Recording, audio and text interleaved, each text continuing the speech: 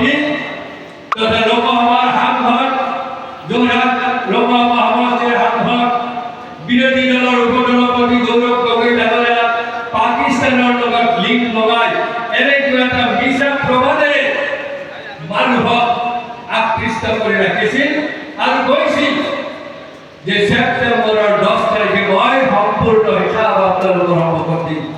কিন্তু যেতিয়া 10 ছেপ্টেম্বৰ পাৰ হ'ল ৰাতিপুৱা ক'লে এতিয়া মোৰ সময় নাই, মই আবেলি আপোনালোকৰ সন্মুখত সকলো তথ্য দাঙি ধৰিম।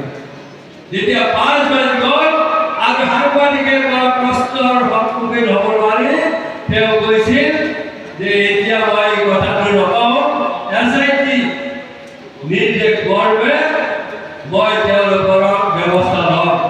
কিন্তু মাননীয় সাংসদ গৌৰৱ গগৈ ডাঙৰীয়াই আবেলি কৈছিল যি SIT গঠন কৰা হ'ল মোৰ ওপৰত বিচাৰ চলোৱাৰ কাৰণে তেওঁলোকে মোক এবাৰো প্ৰশ্নই নুসুধিলে। তাৰমানে এইটো এটা মিছা কথা নহয় নে? এটা গোপন মিছা কথাৰে মানুহক আকৃষ্ট কৰাৰ যি নিৰ্দিষ্ট ষড়যন্ত্ৰ হিমন্ত বিশ্ব শৰ্মাই কৰে তাৰ আজি আমি হিচাপ দিব লাগিব। মই দিগন্ত প্ৰধানমন্ত্ৰীৰ মাতৃক এগৰাকী বিজেপি কৰ্মীয়ে গালি পালতে তেওঁ কান্দি কান্দি প্ৰেছ মিট দিছিল।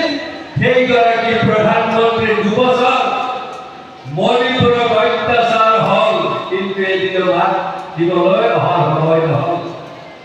হেজাৰ হেজাৰ লোক থিয় হ'ল, সান্তনা দিবলৈ তেওঁ অহাৰ সাহস নকৰিলে। প্ৰায় 300ৰো অধিক শিশু হত্যা হ'ল। সেই পৰিয়ালক সান্তনা দিয়াৰ কাৰণে তেওঁ সাহস গোটাই মণিপুৰলৈ আহিব নোৱাৰিলে। মাতৃক গালি পৰা